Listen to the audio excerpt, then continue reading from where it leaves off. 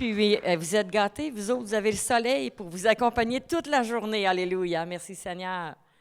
Est-ce que vous avez passé une belle semaine? Oui. Ouf, juste en arrière.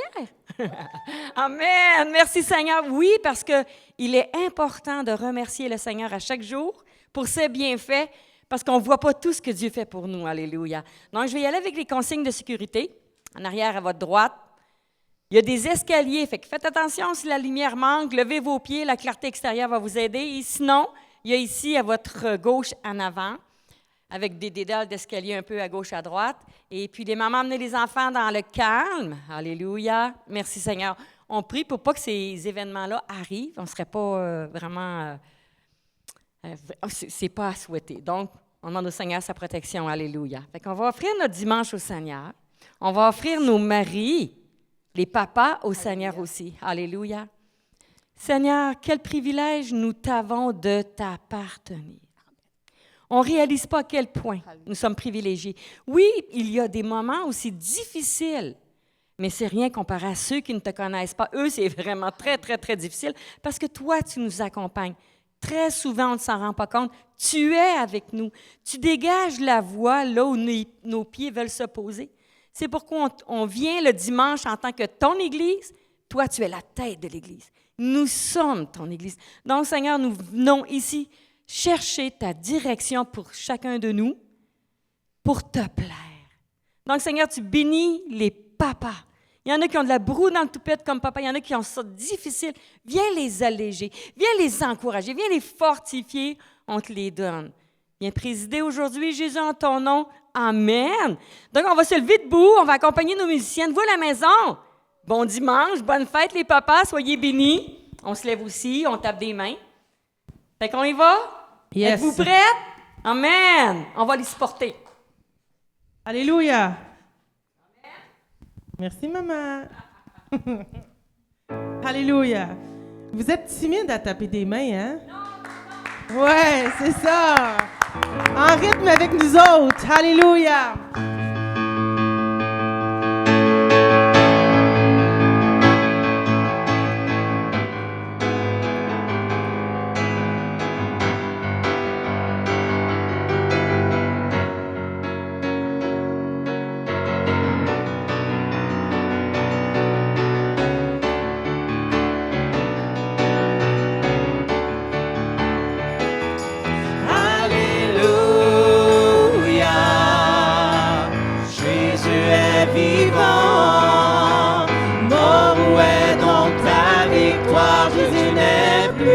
Tombeau, il vit pour toujours, il est vivant, il est vivant, il est l'alpha et l'oméga, le commencement et la fin, l'emprise du péché est brisée, nous avons la liberté, l'agneau de Dieu est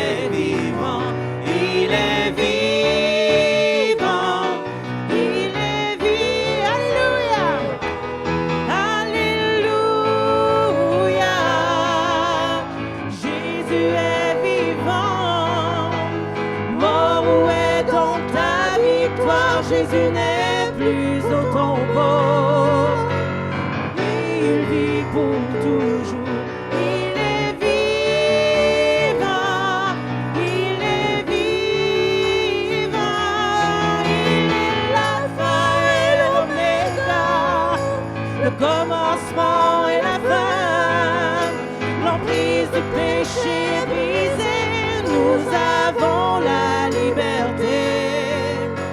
L'agneau de Dieu est vivant, il est vivant, il est vivant, oh il est vivant, il est vivant, il est vivant, il est vivant,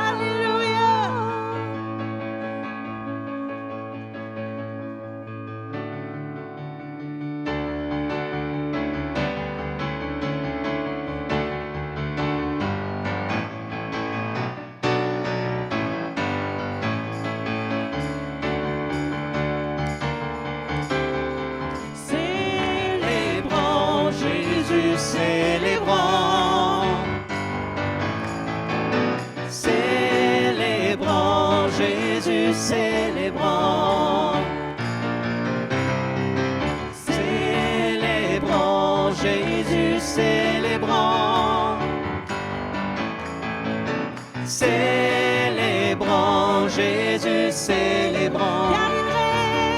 Car il règne, car il règne, et il vit pour toujours. Car il règne, car il règne, venez et célébrons la résurrection du Seigneur. Célébrons Jésus, célébrons.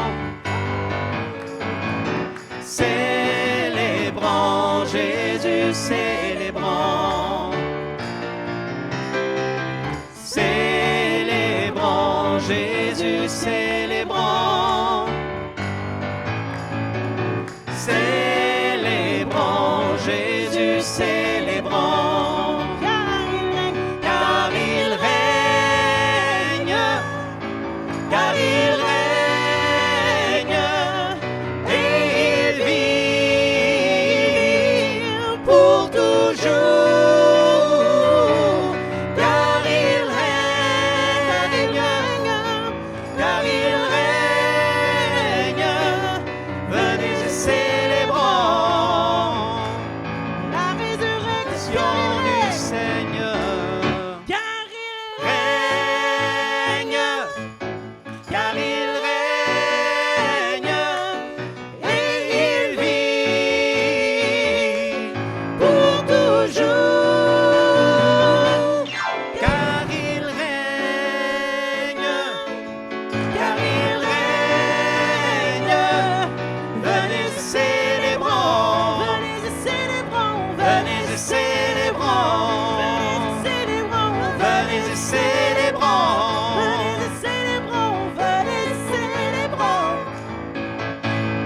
La résurrection du Seigneur. Alléluia.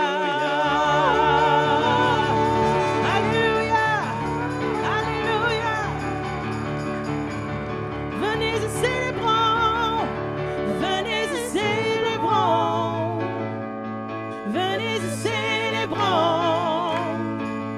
Venez et célébrons. Venez. Venez et célébrons.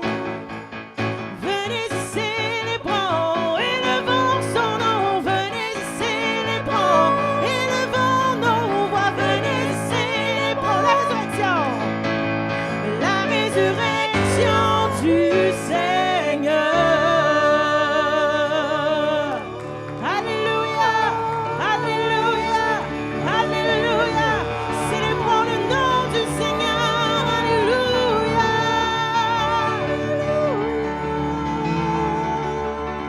Venez et célébrons. Venez et célébrons le nom de notre roi. Alléluia. Alléluia. Alléluia. Alléluia.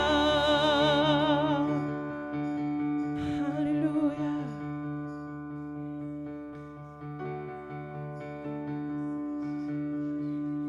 Oh, oh, oh, oh,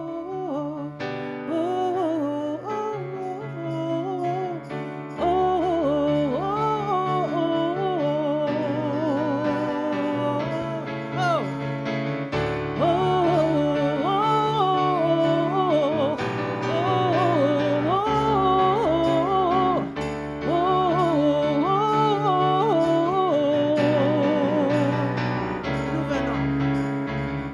Nous venons célébrer Dieu, nous voulons l'adorer.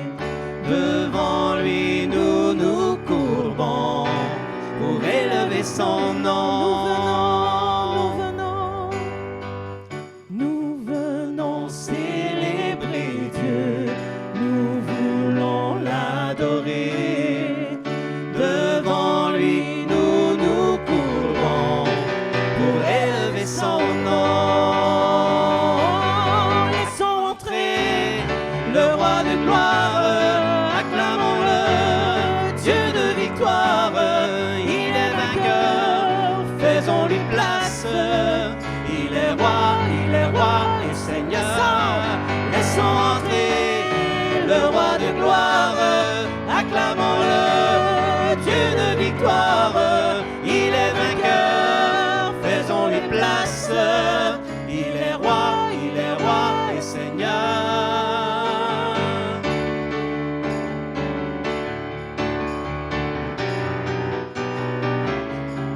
Tu es là, Il nous attend, il entend nos prières. Sa parole est éternelle, elle est notre essentiel. Laissons entrer le roi de gloire, acclamons-le, Dieu de victoire. Il est vainqueur, faisons-lui place. Il est roi et Seigneur.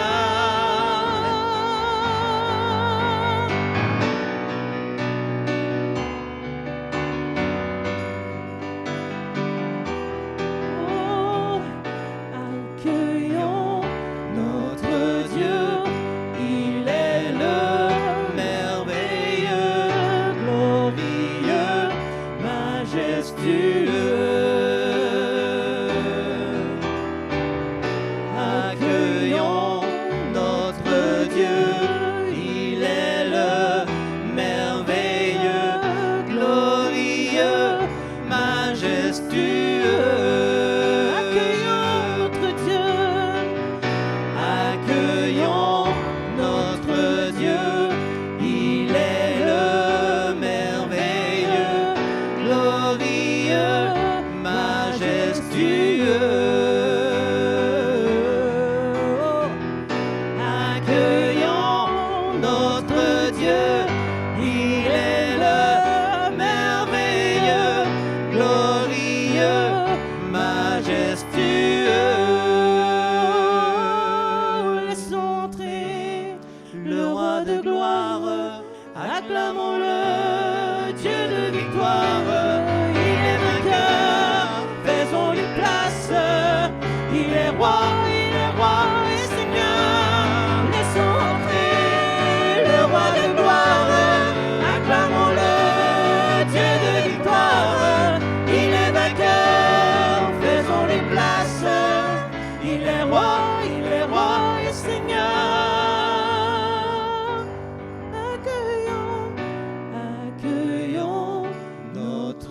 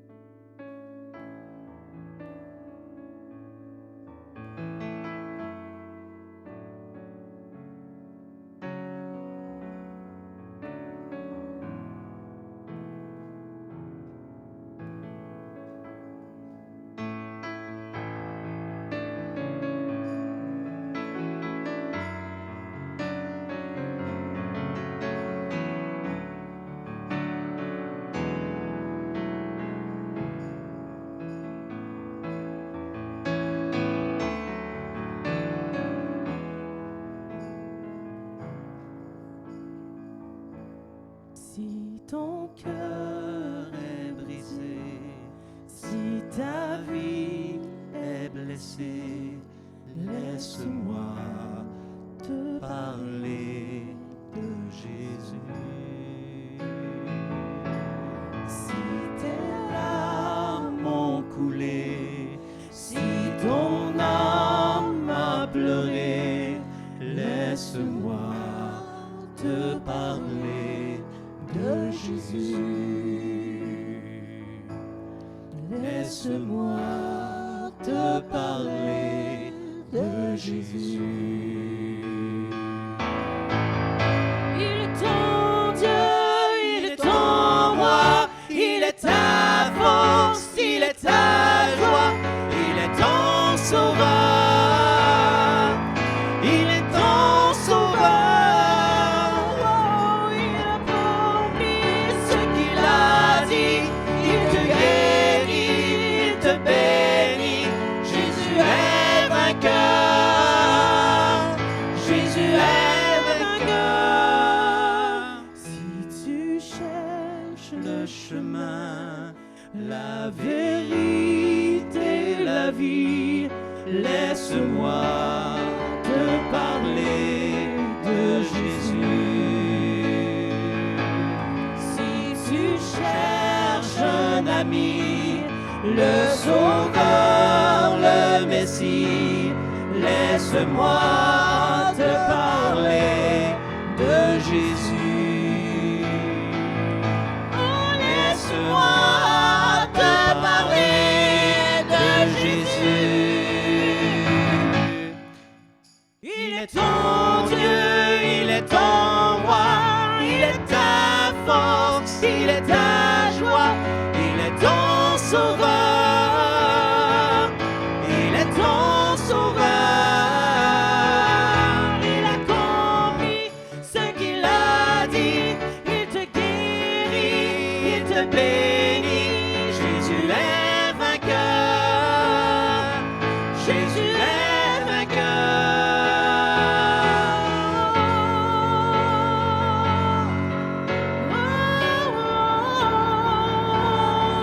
Jésus est vainqueur, alléluia. Jésus est vainqueur, alléluia, alléluia,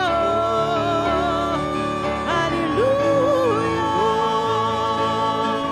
alléluia.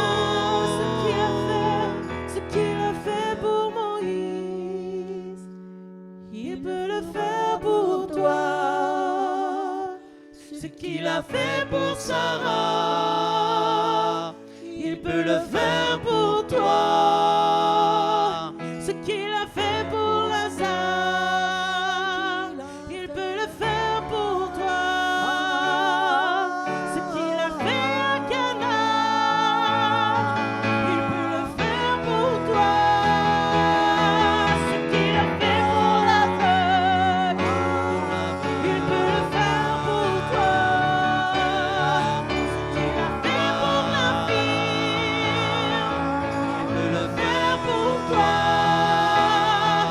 et s'il l'a fait pour cela, il va le faire pour toi. Et s'il l'a fait pour cela, il va le faire pour toi. Il est ton Dieu, il est ton ton roi, il est ta force, il est ta joie, il est ton sauveur, il est ton sauveur. il accomplit Ce qu'il a dit, il te guérit, il te bénit. Jésus est vainqueur, Jésus est vainqueur. il va le Faire pour toi, il va le faire pour toi, il va le faire pour toi, il va le faire pour toi. ce matin comme promesse pour toi. Il va le faire pour toi. Il va le faire pour toi.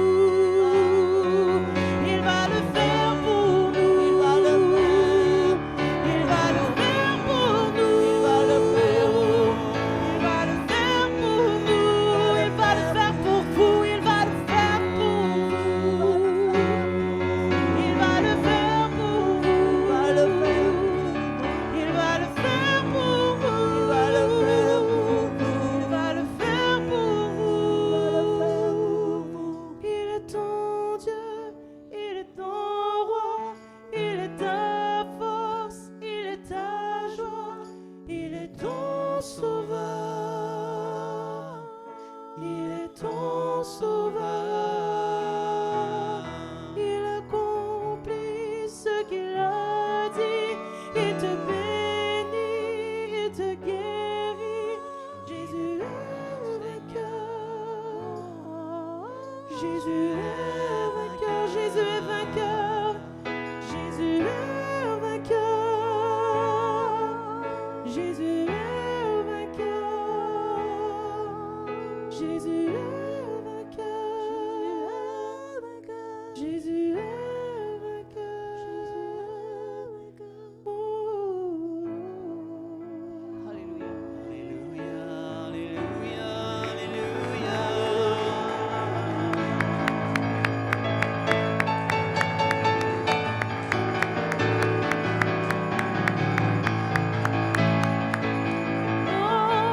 Alléluia, Appropriez-toi ta promesse ce matin.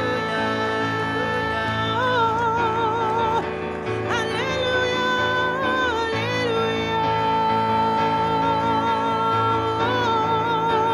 Alléluia, Alléluia. Oh, il accomplit ce qu'il a promis. Notre Dieu est fidèle, alléluia. Oh, Alléluia.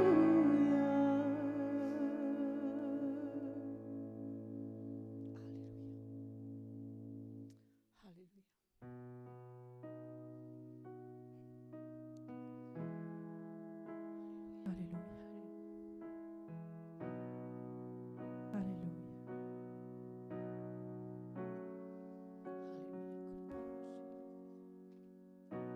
Dieu te bénit et te garde. Il rayonne sur toi. Il t'accorde sa grâce. Ton Dieu se tourne vers toi, te donne paix. Dieu te bénit, Dieu te bénit et te garde.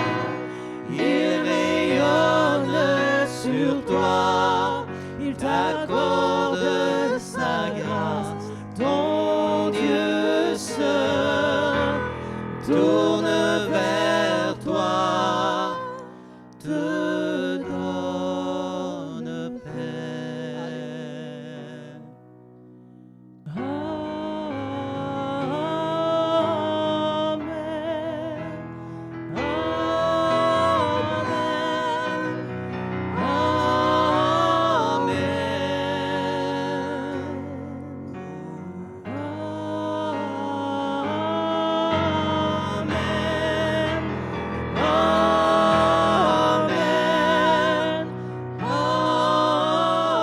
Amen. Que sa faveur reste sur toi pour plus de 1000 générations, sur ta famille et tes enfants et les enfants de leurs enfants. Que sa faveur reste sur toi pour plus de 1000 générations, sur ta famille et tes enfants et les enfants de ses enfants. Que ta présence t'environne avec toi, à tes côtés, qu'elle t'inonde et t'entoure. Il est pour toi, il est pour toi, dès le matin jusqu'au coucher, à chaque heure, veille sur toi, dans les larmes et dans la joie. Il est pour toi, il est pour toi,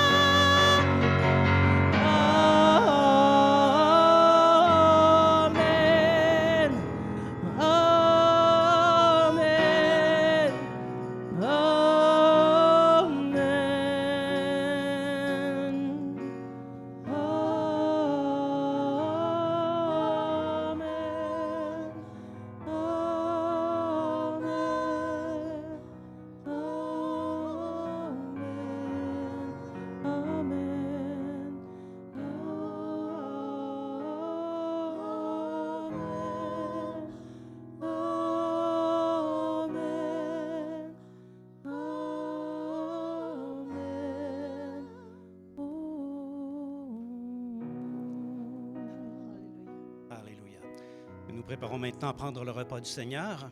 La parole nous encourage à nous examiner avant de consommer le repas du Seigneur, de s'assurer qu'on discerne dans le pain le corps de Christ et qu'on discerne dans le vin son sang. Et si tu es en relation avec Jésus, si un jour il a pardonné tous tes péchés, tu peux pleinement participer à la table du Seigneur. L'Évangile nous rapporte comme ceci le dernier repas que Jésus a pris avec ses disciples. Pendant qu'il mangeait, Jésus prit du pain et prononça la prière de bénédiction. Puis il le rompit et le donna aux disciples en disant « Prenez, mangez, ceci est mon corps. » Il prit ensuite une coupe et remercia Dieu. Puis il la leur donna en disant « Buvez-en tous, car ceci est mon sang, le sang de la nouvelle alliance qui est versé pour beaucoup pour le pardon des péchés. Je vous le dis, je ne boirai plus désormais de ce fruit de la vigne jusqu'au jour où je le boirai nouveau avec vous dans le royaume de mon Père. » Seigneur, on a hâte de consommer la communion avec toi dans le royaume de ton Père. Mais en attendant, Seigneur, nous nous souvenons de ce que tu as fait. Nous nous souvenons que tu as donné ta vie. Tu as renoncé à tout, Seigneur. Tu étais le roi de gloire. Tu étais dans le ciel. Tu as renoncé à tout ça pour prendre une chair similaire à la nôtre. Et en toute chose, comme nous, tu as été tenté sans jamais fléchir le genou. Seigneur, pour nous, tu es un modèle. Nous te remercions d'avoir supporté les crachats, les coups, le fouet, d'avoir supporté le mépris, le rejet, d'avoir supporté les clous et cette mort cruelle à la croix. Seigneur, merci. Par ton sang, tu nous as pardonné, tu as expié toutes nos fautes. Et par ton sang, Seigneur, nous sommes maintenant réconciliés avec le Père et nous avons accès à la vie éternelle. Pour cela, Seigneur, nous te dirons merci éternellement. Prenons maintenant les éléments.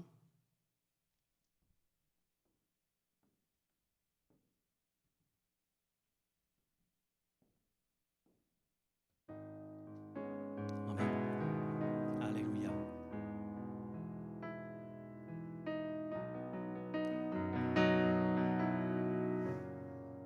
Amen. Amen.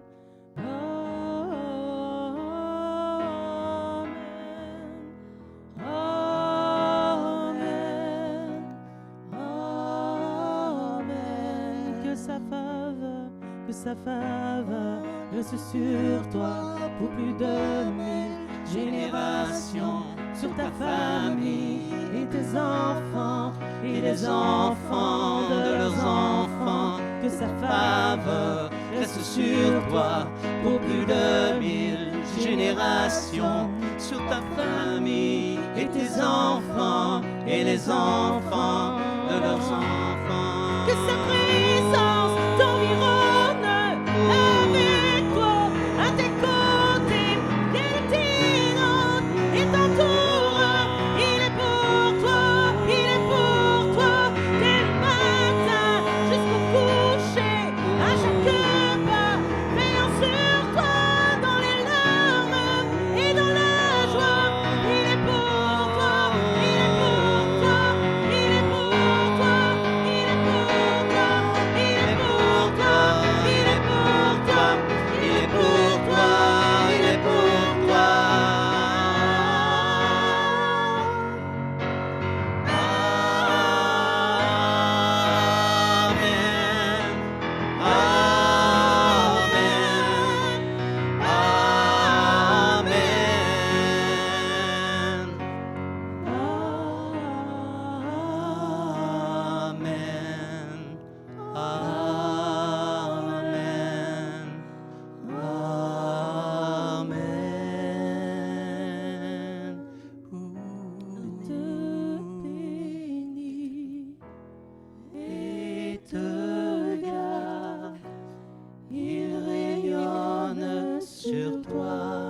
Il t'accorde sa grâce, ton Dieu se tourne vers toi, te donne paix. Alléluia, Alléluia, te donne paix.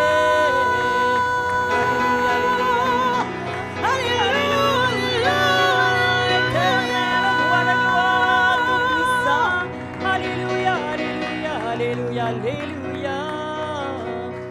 Oh, merci Jésus pour ta présence ce matin. Merci les musiciennes. J'espère que vous avez connecté avec Jésus. Réalisant, amen, réalisant qui il est, ce qu'il fait. On chantait « Il est le roi ».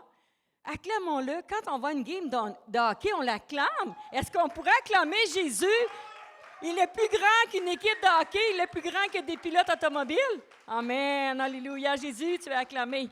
Merci, Seigneur. Oh, j'aime chanter des louanges à l'Éternel. Alléluia. Fait qu'on va y aller pour les annonces tout de suite en commençant. Bien, bonne fête des papas à ceux que j'ai pas eu le temps de le dire tantôt.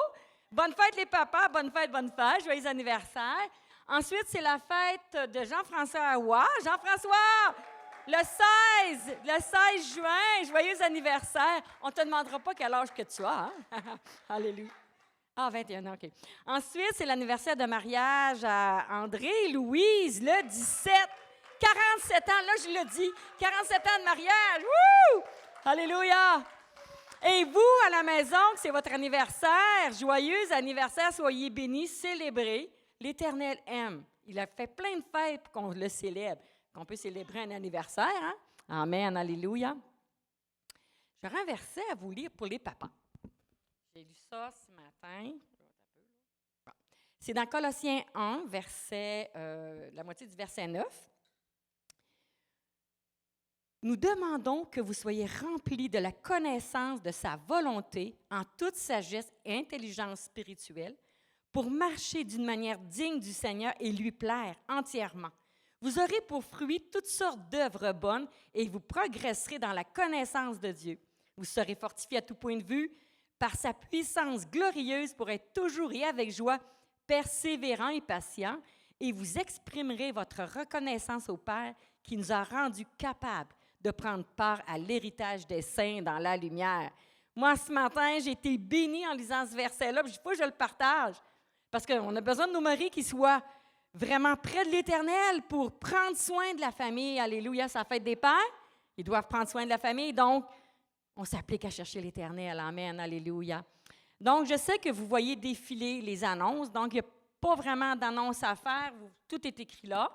Puis, j'ai lu une petite note que le feu s'est passé, pas le feu, mais tu sais, il y avait une soirée où il y avait un feu. Ça s'est très bien passé chez Jennifer.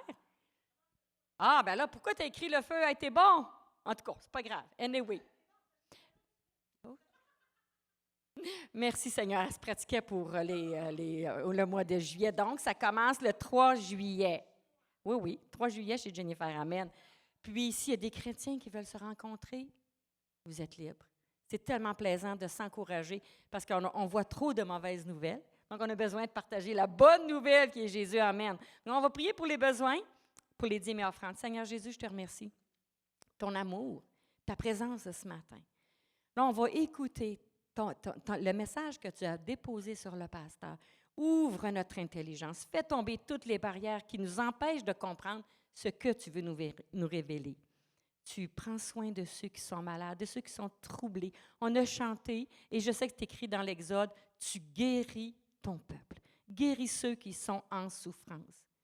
Tu es là, Seigneur, pour guérir ceux qui t'appartiennent et ceux qui veulent te connaître. Pas juste ceux qui t'appartiennent, mais tu veux guérir tous afin qu'ils viennent dans tes parvis, te rencontrer, te célébrer, se repentir de leurs péchés. Tu bénis les dîmes, tu bénis les offrandes, tu bénis Saguenay. Ta fidélité est grande. En ton nom, Jésus, amen. Donc, en attendant que les gens viennent, dites à quelqu'un, vous m'avez manqué cette semaine. Vous m'avez manqué, soyez bénis. Vous me manquez, vous, à la maison. Amen, alléluia.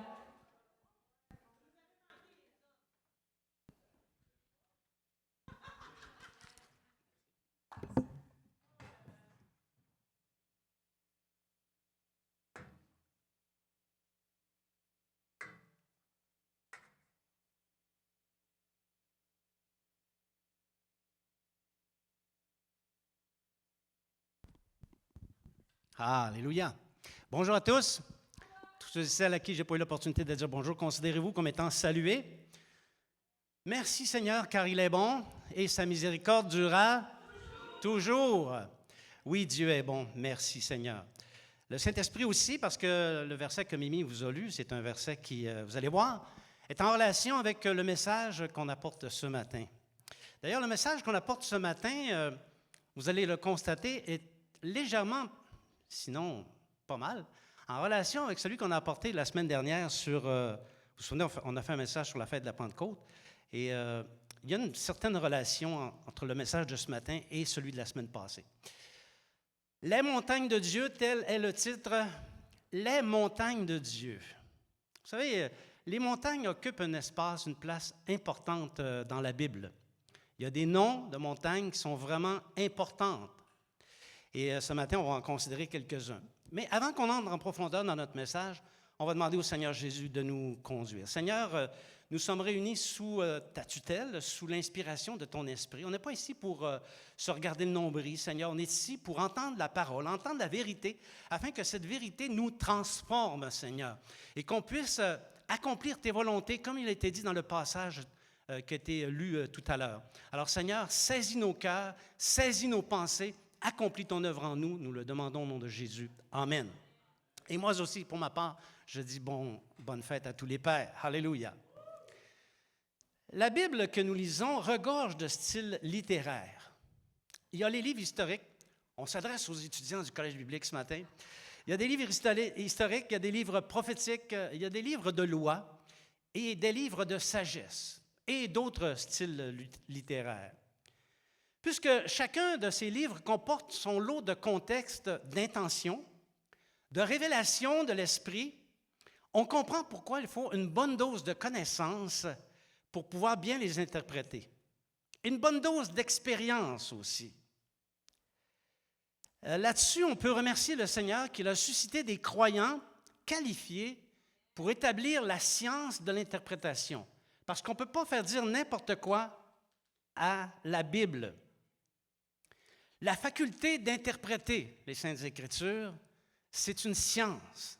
Elle porte un nom, je vous en fais grâce ce matin, OK? En réalité, si tous les interprètes respectaient les règles de base de l'interprétation, il n'y aurait ni dénomination, ni différentes branches dans le christianisme. Ceci étant dit, les saines inspirations ou saines interprétations, quand on interprète bien les Écritures, on peut découvrir des pépites dans la Bible. Pépite, hein? C'est précieux. Quand on découvre une pépite, on est tout content. C'est quelque chose de... Ça relève du trésor. Dans le cas des livres de la sagesse, par exemple, il y a souvent des vérités subtiles qui révèlent Dieu et qui révèlent ses desseins. C'est le cas du livre des Psaumes, dont tous les auteurs, ou presque, étaient aussi des prophètes. Beaucoup de leurs textes révèlent des choses d'en haut. Quand tu lis les psaumes, tu découvres des choses qu'il y a dans le ciel. Alléluia.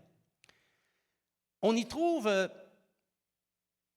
des proverbes d'une grande sagesse, des prophéties touchant les choses à venir, des poèmes exposant la grandeur de Dieu, des poèmes que je ne serais pas même capable d'imaginer.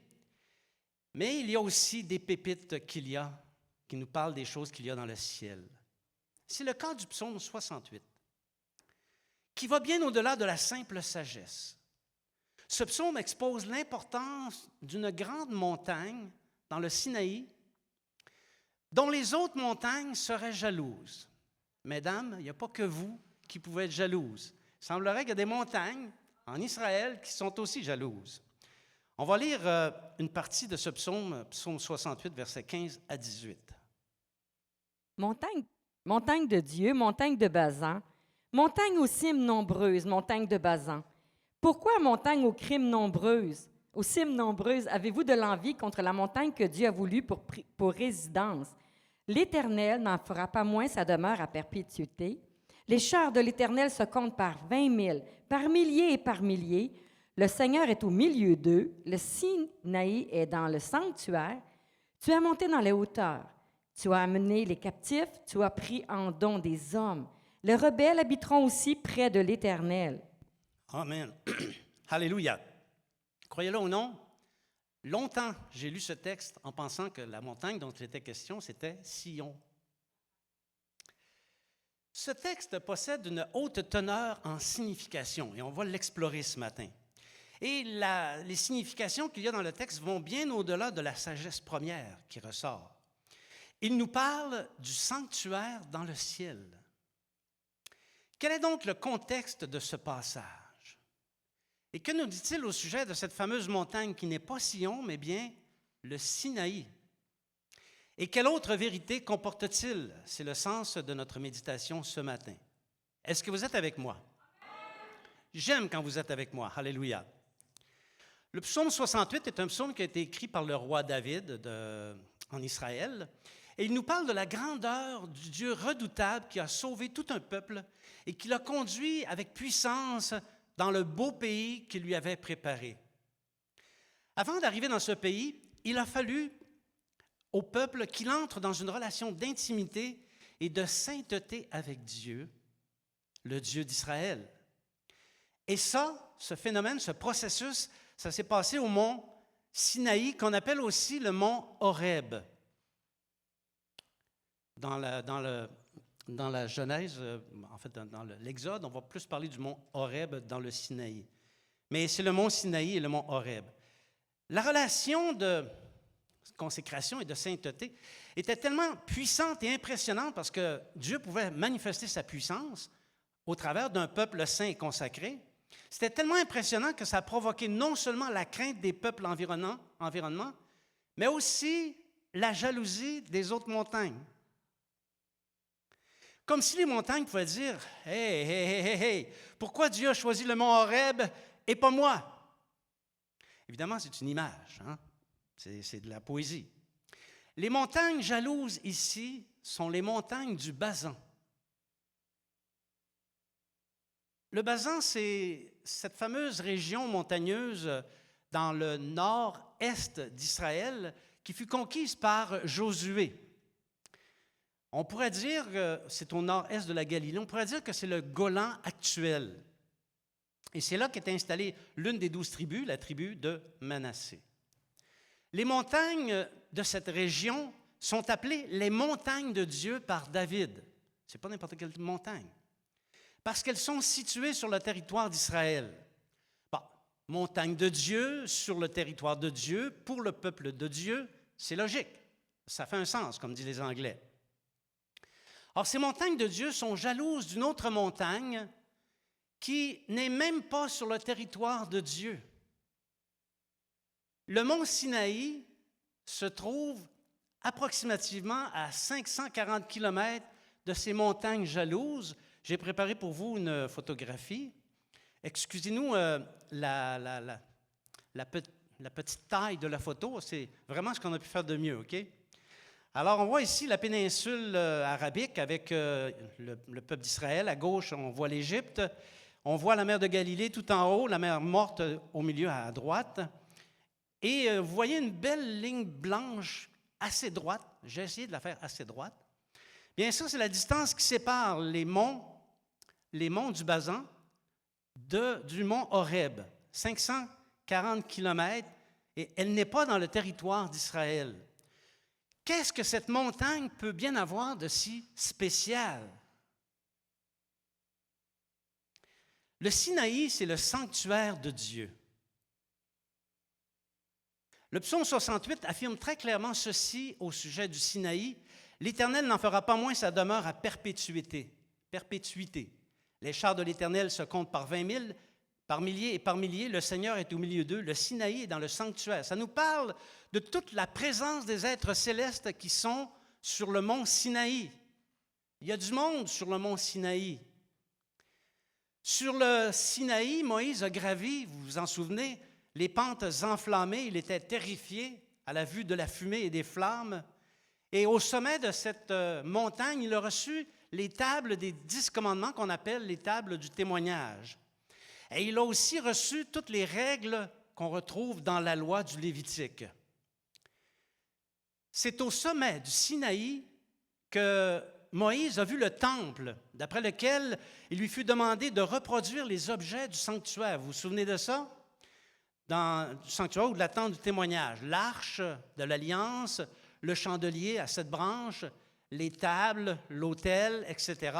Ce sont toutes des choses que Moïse a vues au sommet du Sinaï, dans le ciel, avant de pouvoir les faire. Le mont Sinaï a été le théâtre du salut de tout un peuple. Les Israélites, on s'en souvient, étaient captifs des Égyptiens, et c'est là-haut qu'ils reçurent l'entière libération de leur captivité, le jour où Dieu a promulgué une alliance avec eux. C'est pourquoi il dit, « Tu es monté dans les hauteurs, tu as emmené des captifs. » Jusque-là, les Israélites étaient des captifs. « Et tu as pris en don des hommes. » Aucune montagne en Israël n'a connu ce privilège d'abriter le sanctuaire du ciel, pas même le mont Sion. Et c'est ce qu'il faut comprendre, puisque quand David écrit ce psaume, la tente du témoignage construite par Moïse existe. Elle est localisée en Israël et elle n'est ni sur le mont Sion, ni sur le mont Horeb. Alors, ce n'est certainement pas du mont Sion dont pas Moïse, mais David parle. La montagne des Pentecôtes. Là, vous commencez à voir le lien, hein? Le Sinaï, on pourrait imaginer le Sinaï, le mont Sinaï, comme une interface. En informatique, on dit une interface, OK? Une interface, c'est, je ne sais pas trop, mais ça permet à deux entités cybernétiques de communiquer l'une avec l'autre, et sans l'interface, elles ne pourraient pas communiquer. Ou encore, le Sinaï, c'est comme un portique entre la terre, ou le monde, et le ciel. Et là-haut est la demeure du Très-Haut, et là, toutes les multitudes des êtres célestes, avec leurs chars, célèbrent Dieu et accomplissent ses desseins. C'est bon. Là, au sommet de la montagne, Dieu a fait le don de la loi, la première alliance. Vous vous souvenez, on a parlé de ça la semaine passée. Ça s'est produit quelques 50 jours, un temps de Pentecôte, après la sortie d'Égypte. Et 50 jours, c'est ce qui correspond à la fameuse fête dont on a célébré le souvenir la semaine dernière. À ce moment-là, on avait dit que Dieu avait intentionnellement donné la loi dans le désert et non en Israël. Et il y a une raison pour laquelle Dieu avait donné la loi dans le désert. C'est premièrement pour que le peuple soit sauvé par le biais d'une alliance et qu'il sache que le salut dont il est l'objet, dont il vient d'hériter, doit être porté partout dans le monde. Parce que la volonté de Dieu, c'était d'établir Israël dans la terre d'Israël et de lui faire dominer le monde. C'était ça l'intention de Dieu. Mais Israël a été mis en échec. On a parlé de ça la semaine passée. Et c'est la raison pour laquelle Dieu a donné l'alliance dans le désert. Le désert représente le monde. Il faut que le salut soit porté à tous les captifs du monde entier afin qu'ils viennent à Dieu, qu'ils se repentent de leurs péchés. Les montagnes du Basan, quant à elles, qui sont en Israël, sont bonnes. C'est des montagnes de Dieu aussi, mais elles représentent plus le peuple d'Israël et elles sont davantage interreliées avec Israël. Or, ce même Sinaï est mis à contribution dans le salut des nations par l'apôtre des non-juifs, l'apôtre Paul lui-même. C'est l'apôtre Paul qui met le mont Sinaï en relation avec le salut du monde.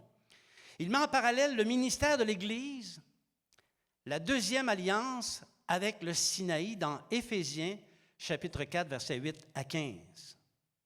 C'est pourquoi il est dit, étant monté en haut, il a amené des captifs, il a fait des dons aux hommes. Or, que signifie il est monté? Sinon qu'il est aussi descendu dans les régions inférieures de la terre. Celui qui est descendu, c'est le même qui est monté au-dessus de tous les cieux, afin de remplir toutes choses. Et il a donné les uns comme apôtres, les autres comme prophètes, les autres comme évangélistes, les autres comme pasteurs et docteurs, pour le perfectionnement des saints, en vue de l'œuvre du ministère et de l'édification du corps de Christ, jusqu'à ce que nous soyons tous parvenus à l'unité de la foi et de la connaissance du Fils de Dieu, à l'état d'homme fait, à la mesure de la stature parfaite de Christ, afin que nous ne soyons plus des enfants flottants et emportés à tout vent de doctrine par la tromperie des hommes, par leur ruse dans les moyens de séduction, mais que, professant la vérité dans la charité, nous croissions à tout égard en celui qui est le chef, Christ. Amen, alléluia. Vous voyez la relation? Je ne sais pas si vous l'aviez vu jusqu'à ce jour, mais Paul établit une relation, il fait un parallèle entre la première alliance et la deuxième alliance, entre le salut donné au peuple juif et le salut donné par le biais de l'Église. C'est une parfaite reprise du psaume 68 avec les ajouts spirituels dont on a besoin pour bien le comprendre et qui nous réfèrent à l'œuvre de Christ. Donc, il met en parallèle la première alliance avec la deuxième alliance, comme on en a parlé d'ailleurs la semaine passée lors de notre message sur la Pentecôte. Et le jour de la Pentecôte, vous le savez, c'est le jour de la naissance de l'Église. Si tu te poses la question, quand est-ce que l'Église a-t-elle commencé? Le jour de la Pentecôte. Et les jours précédents, c'était des jours de préparation. Alléluia. Donc, Christ est monté, il a libéré les captifs et il a fait des dons aux hommes. Dans cette deuxième alliance, la mission de l'Église est connue, vous la connaissez. Porter le salut de Dieu jusqu'aux extrémités de la terre. Alléluia. Donc, par ce verset d'Éphésiens, Paul fait délibérément passer le salut des nations par le mont Sinaï. C'est une interface entre la première alliance et la deuxième alliance. Amen. Oh, je vous ai endormi ou je vous ai mêlé? Lequel des deux? Est-ce que c'est bon jusqu'à présent? Oui. Alléluia. Dieu, même pour la deuxième alliance, n'a pas passé par les montagnes du Basan pour apporter le salut dans le monde, ni même par la montagne de Sion. Bien que la montagne de Sion va jouer un rôle très important dans l'accomplissement des prophéties, lorsque le temps de l'Église sera terminé au dernier jour. Alléluia. Des captifs et des dons. Christ est monté au ciel par le sanctuaire du Sinaï, non sans avoir été cherché auparavant les âmes justes dans le séjour des morts. C'est pourquoi il est dit qu'il est descendu en bas, pas aux enfers. On entend ça, des fois, il est descendu aux enfers. Non, il est descendu dans le séjour des morts, dans un lieu particulier, le lieu où résidaient les âmes des justes en attente du salut de Dieu. Et il est allé les chercher pour les faire monter avec lui dans le ciel. L'Épître aux Hébreux nous dit qu'il a traversé les cieux et par son propre sang, il nous a obtenu la faveur de Dieu et il a procédé à l'expiation de tous nos péchés. Merci Seigneur pour ce jour fabuleux, pour ce jour merveilleux. Alléluia. Christ a opéré la libération de tous ceux qui l'ont suivi sur les pentes du Sinaï. Ce sont des belles images, n'est-ce pas? Ce sont des milliards d'hommes et de femmes qui bénéficient de la libération des chaînes de la mort et du péché. Alléluia. Toute cette agitation dans le sanctuaire de Dieu avec les êtres célestes sur sa montagne a pour but d'accomplir la mission de Jésus. Vous vous souvenez, Jésus a dit, « Je viens bâtir mon Église ». Tout ça, toute cette agitation sur le Sinaï, c'est pour bâtir l'Église de Christ. Alléluia. Et après ce rite dans le ciel, Jésus a fait des dons à l'Église. Il me semble que si Jésus fait des dons à l'Église, ces dons devraient être importants. Le psaume 68 ne nous a pas dit quels étaient les dons, mais l'apôtre Paul nous dit quels sont ces dons. Christ a donné à l'Église ce qu'on appelle dans le milieu les 5 dons ministériels parce qu'ils accomplissent le ministère de Dieu. Ce sont les apôtres, les prophètes, les évangélistes, les pasteurs et les docteurs pour le perfectionnement des saints en vue de l'œuvre du ministère et de l'édification du corps de Christ. Ça prend forme, n'est-ce pas? Jésus a fait ses dons pour former et perfectionner les disciples. Parce que ce n'est pas vrai qu'une fois que tu viens à la connaissance de Jésus, que tout est accompli. Il n'y a rien d'accompli encore. Tu as beaucoup de choses à apprendre. Si tu pensais que tu en savais des choses, tu vas vite t'apercevoir que tu ne savais pas grand-chose. Parce que le Saint-Esprit, par le biais des 5 ministères, va t'édifier dans le corps de Christ. Alléluia. Le ministère ici, c'est le fait de porter le salut dans le monde et l'édification de l'Église, c'est son perfectionnement. Donc, on a besoin des apôtres pour se charger de la mission sur des régions complètes. C'est ça le but des apôtres. On a besoin des évangélistes pour compléter le travail des apôtres. C'est peut-être plus macro, les apôtres, les évangélistes, un petit peu plus proches, si on veut, de l'Église, pas de l'Église, mais plus proches des disciples. Et ils doivent exposer plus exactement l'Évangile aux nations et aux disciples. On a besoin des prophètes pour révéler les desseins de Dieu et révéler les desseins des cœurs. Voyez, pas sûr qu'on a tous ces dons-là. Je ne suis pas sûr qu'on connaît quelqu'un parmi les 5 dons. Mais on en a besoin. On a besoin des pasteurs et des docteurs pour faire des disciples affermis, pas des enfants flottants à tout vent de doctrine, des chrétiens qui aiment Dieu de tout leur cœur.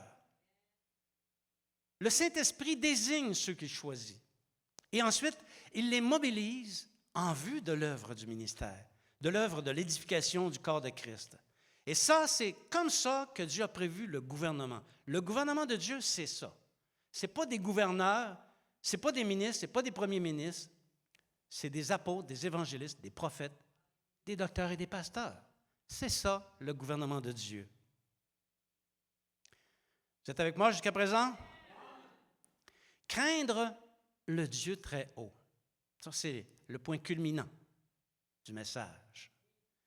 Selon les livres de la tradition juive, et comme on peut facilement l'imaginer aussi, Dieu siège dans le ciel sur une très haute montagne. Son trône est sur une montagne très élevée dans le ciel.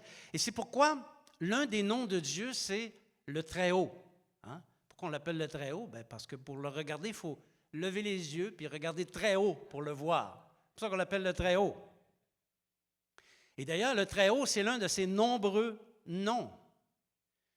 Lorsqu'il reviendra sur la terre pour établir son règne, Christ placera son trône sur une autre montagne de Dieu, la montagne de Sion. Et ce sera elle alors qui excitera la jalousie des autres montagnes. On voit ça dans Ésaïe, chapitre 2, versets 1 à 4. Prophétie d'Ésaïe, fils d'Amos, sur Juda et Jérusalem. Il arrivera dans la suite des temps que la montagne de la maison de l'Éternel sera fondée sur le sommet des montagnes, qu'elle s'élèvera par-dessus les collines et que toutes les nations y afflueront. Des peuples s'y rendront en foule et diront, « Venez et montons à la montagne de l'Éternel, à la maison du Dieu de Jacob, afin qu'il nous enseigne ses voies et que nous marchions dans ses sentiers. Car de Sion sortira la loi et de Jérusalem la parole de l'Éternel. Il sera le juge des nations, l'arbitre d'un grand nombre de peuples. De leurs glaives, ils forgeront des joyaux et de leurs lances des serpes. Une nation ne tirera plus l'épée contre une autre et l'on n'apprendra plus la guerre. » Quelle belle promesse! J'ai hâte qu'on dise ensemble, allons, montons à la montagne de l'Éternel. Alléluia! Et en ces jours, quand ça va arriver, et selon ce que nous apprenons des prophètes, la montagne de Sion devra subir une transformation majeure. Elle s'élèvera très haut dans le ciel, et c'est très haut dans le ciel que le temple sera érigé et que le trône de Dieu sera placé. Il faudra monter la montagne pour aller vers Dieu. Alléluia. Ils nous disent aussi qu'un fleuve sortira du milieu du sanctuaire, il va couler à l'est, il va descendre et va se ramifier à l'ouest de la montagne de Sion. Ça, on voit ça dans le prophète, je crois que c'est le prophète Ézéchiel. On ne peut pas imaginer une configuration comme celle-là avec le mont Sion tel qu'on le connaît aujourd'hui. Sur le sommet très haut de cette montagne de Sion, transformé, Dieu, Jésus sera assis sur son trône. Et là, en collaboration avec la multitude d'hommes et de femmes qu'il aura libérés, il déversera sa parole et il enseignera les voies de Dieu aux nations. En ces jours, bien-aimés, tout ne sera que sainteté. Le peuple sera saint. Il n'y aura plus de faux, de faux. On va être tous des vrais. OK? Alors, il n'y aura plus de méchanceté. C'est difficile à imaginer. Parce que même si on dit qu'on cherche la sanctification, la sainteté, il y a encore de la méchanceté parmi nous. Ça peut m'arriver moi aussi, bien inconsciemment d'ailleurs. Mais il y a encore de la méchanceté, même parmi le peuple de Dieu. Mais en ces jours, il n'y en aura plus. Plus personne ne fera le mal. Il n'y aura plus la guerre. Les avions, les chars, les AK-47 et les porte-avions ne seront plus d'aucune utilité. Ils vont devoir être recyclés pour en faire des instruments liés à l'agriculture. Et croyez-moi, il va y en avoir des instruments pour l'agriculture. Tous craindront le Seigneur et tous marcheront dans sa justice, et que j'ai hâte à ça. Prenons garde à nos voix. Israël, le titulaire de la première alliance, qui était une belle alliance, a été mis en échec dans sa mission de se sanctifier et de sanctifier le Seigneur parmi le monde. À cause, pourquoi? Bien, à cause de ces nombreuses et graves infidélités. C'est à notre tour maintenant, nous, aujourd'hui, l'Église du Seigneur, parmi les nations, de sanctifier le Seigneur dans le monde. C'est ta responsabilité, toi qui es ici ce matin, et toi qui m'écoutes en différé, ou qu'importe de quelle manière tu écoutes, c'est ta responsabilité d'être le repère du monde pour savoir comment servir et honorer Dieu. Les gens autour de toi devraient savoir comment honorer Dieu et comment le servir seulement en te regardant aller. Or, il est clair que bien des chrétiens se sont égarés sur la voie de leur sainteté. Ce n'est pas vrai que tous les chrétiens sont dans la sainteté. Beaucoup de chrétiens ne reflètent pas Christ. Ah, ils vont à l'église. De temps en temps, ils disent un Alléluia, surtout quand ça fait leur affaire ou que c'est pertinent de le dire, ils peuvent être remarqués par d'autres. Mais ils ne reflètent pas Christ parce qu'ils commettent les mêmes infidélités qui se pratiquent dans le monde. Quand on est obligé de dénoncer derrière la tribune, dans l'Église, des péchés qui se produisent dans le monde, ça ne va pas bien. Et de la même manière que lorsque le peuple n'était pas dans la sainteté, Dieu ne pouvait pas être au milieu d'eux, de la même manière, nous, de la deuxième alliance, lorsque le peuple n'est pas dans la sainteté, dans l'Église, Christ ne peut pas y être. C'est une vérité dure, mais néanmoins, c'est une vérité. Tout comme les injustes en Israël ont péri, de la même manière, les injustes dans l'Église périront. Ce n'est pas un jeu. On va lire ensemble la deuxième épître de Pierre, chapitre 1, versets 3 à 4. Comme sa divine puissance nous a donné tout ce qui contribue à la vie et à la piété au moyen de la connaissance de celui qui nous a appelés par sa propre gloire et par sa vertu, lequel nous assure de sa part les plus grandes et les plus précieuses promesses, afin que par elles vous deveniez participants de la nature divine en fuyant la corruption qui existe dans le monde par la convoitise. Voyez, oui, la nature divine est à portée, mais à une condition.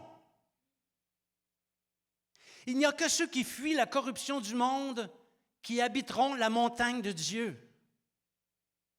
Fuir la corruption, c'est facile.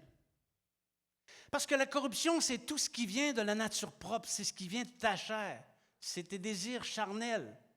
Tu n'as pas besoin d'un cours chair 101 pour savoir, quand le péché vient à ta tête, que tu es tenté de le faire. C'est ta nature propre. Tout ce qui fait la guerre à notre âme. Fuis. Vous avez déjà lu l'Épître aux Galates, chapitre 5, verset 19, qui nous dit les péchés, les péchés de la chair. Puis Galates 5, 22, qui nous parle du fruit de l'esprit. Bien, fuir la corruption de la chair, c'est fuir tout ce qui est contenu dans Galates 5, 19. Dis à ton voisin, fuis les convoitises de la chair. Et pratique Galates 5, 22, qui nous parle de tout le fruit de l'esprit. Dis à ton voisin, pratique le fruit de l'esprit. Facile. Combien trouvent ça facile? Bon, je reprends la question. C'est facile de fuir la corruption du monde. Combien estiment que c'est facile de fuir la corruption du monde? Hey, vous devriez tous lever vos mains. Là, je suis dans la confusion. Je prêche dans le désert.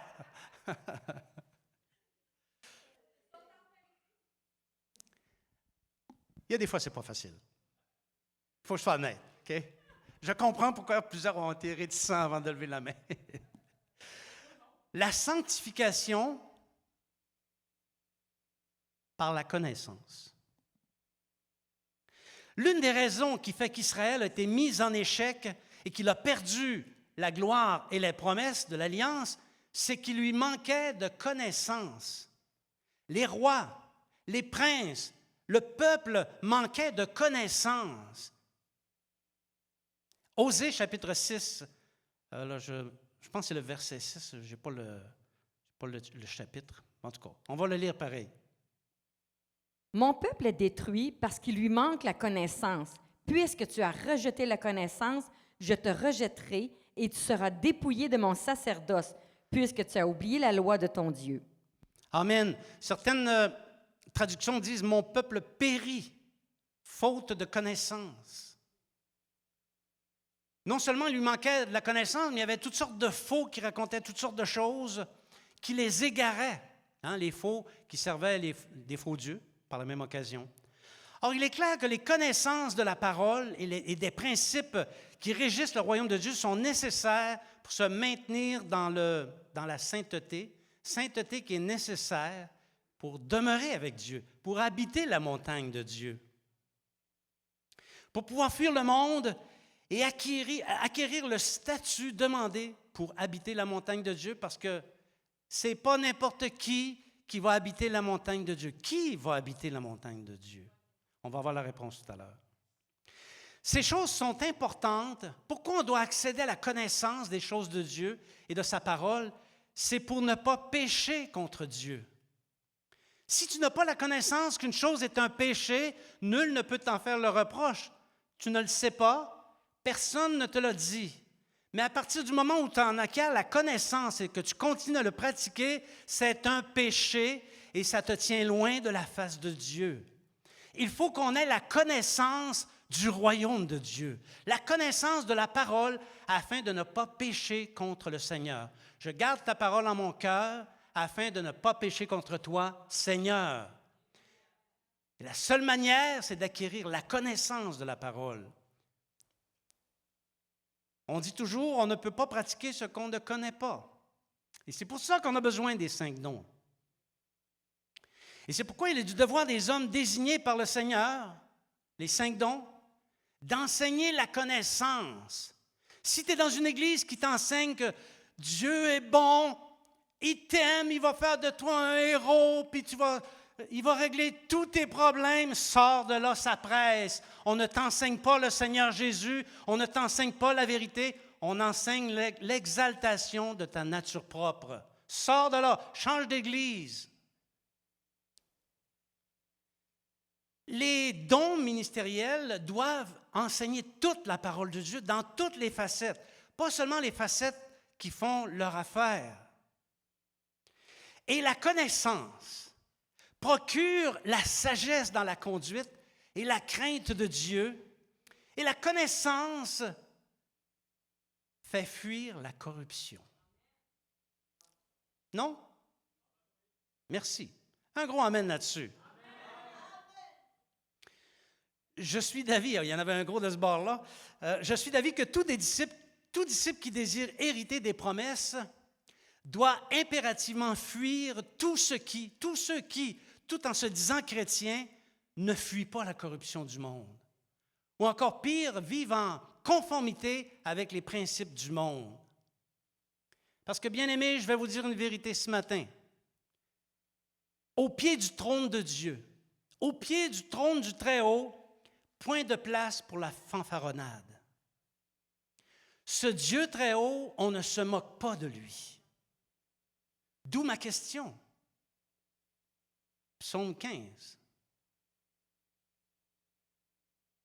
Ô Éternel, qui séjournera dans ta tente? Qui demeurera sur ta montagne sainte?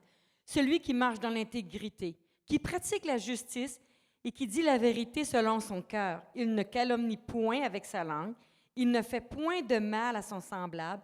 Il ne jette point l'opprobre sur son prochain. Il regarde avec dédain celui qui est méprisable, mais il honore ceux qui craignent l'Éternel. Il ne se rétracte point s'il fait un serment à son préjudice. Il n'exige point d'intérêt de son argent. Il n'accepte point de don contre l'innocent. Celui qui se conduit ainsi ne chancelle jamais. Amen. Si tu veux habiter la montagne de Dieu, crois au Seigneur Jésus et fais ça tous les jours de ta vie et tu vas habiter la montagne de Dieu. Amen. J'invite les musiciens ici. Bien-aimés, c'est certain que le Seigneur souhaite que nous soyons des chrétiens avisés, des chrétiens qui savent ce qui est juste et ce qui est injuste, des chrétiens qui marchent à la lumière de Christ et qui connaissent les choses du royaume de Dieu. Il y a une montagne dans le désert où Dieu habite et où il a placé son sanctuaire céleste parmi les hommes. Au sommet du Sinaï, Dieu a promulgué 2 alliances très saintes. Tous ceux qui montent vers le Fils là-haut par la vertu de son sacrifice doivent demeurer fidèles à l'alliance. Non pas pour se montrer, c'est-à-dire ils doivent être fidèles à l'alliance et ne pas se montrer insolents, nonchalants, présomptueux, arrogants, comme le furent les Israélites, parce que ça fait courir des risques trop importants. Dieu nous a donné le Fils. Le Fils nous a fait des dons au nombre de 5. Efforçons-nous de marcher dans la connaissance qu'il transmette par le biais du Saint-Esprit à l'Église. Amen. Par notre conduite, prouvons que nous habitons, que nous demeurons sur la montagne de Dieu. Je vous invite à vous lever. Alléluia. Merci Seigneur. Alléluia. Dieu est toujours bon.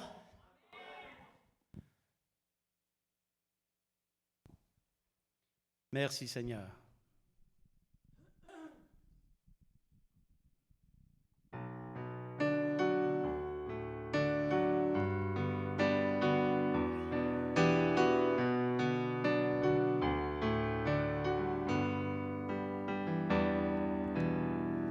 Accueillons notre Dieu, il est le merveilleux, glorieux, majestueux.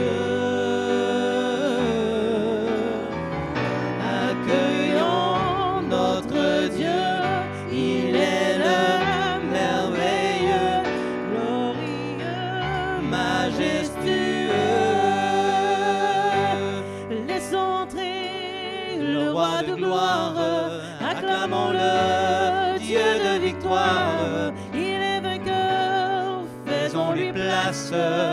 Il est roi et Seigneur. Faisons entrer le roi de gloire, acclamons-le, Dieu de victoire.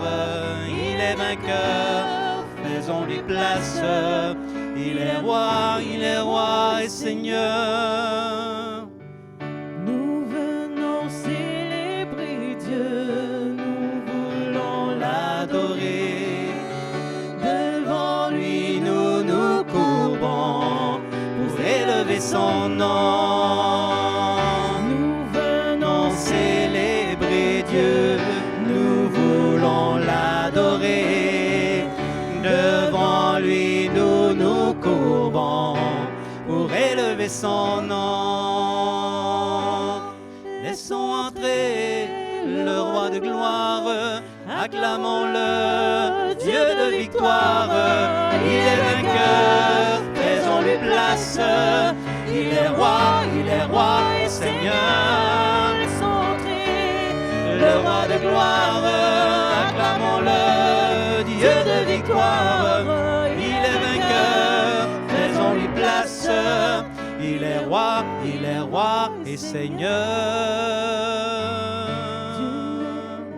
Il nous attend, il entend nos prières. Sa parole est éternelle, il est notre essentiel. Accueillons notre Dieu, il est le merveilleux, glorieux, majestueux. Accueillons notre Dieu, il est le merveilleux, glorieux, majestueux. Laissons entrer le roi de gloire, Acclamons-le, Dieu de victoire, il est vainqueur, faisons-lui place. Il est roi et Seigneur. Le roi de gloire, acclamons-le, Dieu de victoire, il est vainqueur, faisons-lui place. Il est roi et Seigneur. Il est roi et Seigneur. Il est roi et Seigneur.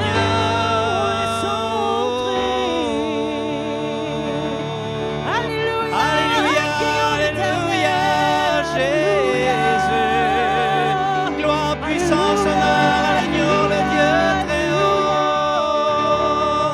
Tu es le Dieu très haut. Alléluia. Merci, Seigneur. Amen. Alléluia. Seigneur, nous te rendons grâce pour cette deuxième alliance que tu as promulguée dans le Sinaï. Nous étions captifs, Seigneur, et tu nous as fait monter. Et tu as fait des dons à l'Église afin qu'on puisse l'édifier, afin que celle-ci puisse marcher dans la sainteté, et afin que qu'il puisse demeurer dans ta présence et non pas être rejeté comme le furent les Israélites lors de la première alliance. Seigneur, donne-nous cette conscience. Je prie, Seigneur, afin que tu nous accordes ton Saint-Esprit, que ton Saint-Esprit nous habite à tous les jours et qu'il nous aide à pratiquer ce que nous avons lu dans le psaume 15, Seigneur, celui qui marche dans l'intégrité. Être des gens qui pratiquent le bien, qui fuient le mal, la calomnie, le mensonge, qui fuient le meurtre et la méchanceté sous toutes ses formes. Puissions-nous compter parmi ceux-là, Seigneur, afin que de toute manière et en tout temps, nous demeurions sur la montagne de Dieu. Nous le demandons au nom de Jésus. Amen. Amen. Merci, Seigneur. Je vais faire la prière de conclusion. Et si jamais quelqu'un a des besoins quelconques, il peut simplement avancer. Et je vais prier pour lui après la prière de conclusion. Seigneur, merci pour ce temps qu'on a passé dans ta présence. Tu as fait du bien à nos âmes, Seigneur. Tu as pris nos cœurs qui étaient lourds, chargés, et tu les as allégés. Et tu nous dis, Seigneur, par ta parole et par ton esprit, à quel point tu nous aimes pour vrai. Non pas parce qu'on est beau, parce qu'on est bon, mais parce qu'on aime marcher dans tes voies qui sont très saintes. Seigneur, je prie pour ton troupeau afin que cette semaine, tu le gardes et tu le protèges, que tu le bénisses de toutes les manières possibles et que cette semaine, tes disciples grandissent, qu'ils soient pleinement édifiés. Je le demande au nom de Jésus. Amen.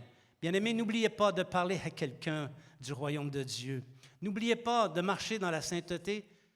Tenez-vous dans la compagnie des disciples et d'ici la prochaine fois qu'on se voit, que le Seigneur fasse luire sa face sur vous abondamment. Alléluia. Alléluia. À tous les papas, Sarah, derrière l'allée centrale, a un petit présent pour vous. Alors, avant de partir, n'oubliez pas d'aller lui dire c'est à moi ça, merci beaucoup. Alléluia. Célébrons Jésus, célébrons. Célébrons Jésus, célébrons. Célébrons Jésus, célébrons. Célébrons Jésus, célébrons. Car il règne.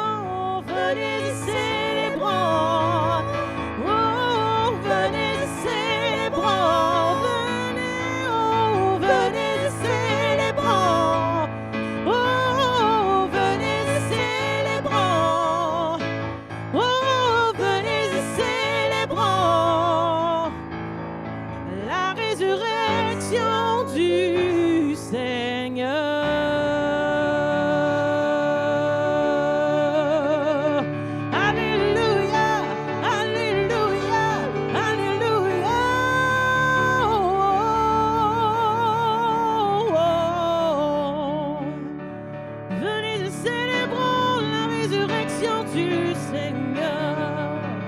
Alléluia.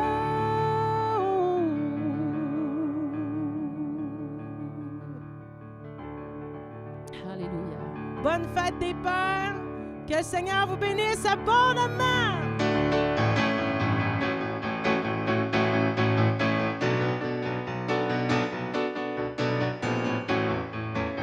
Bonne semaine.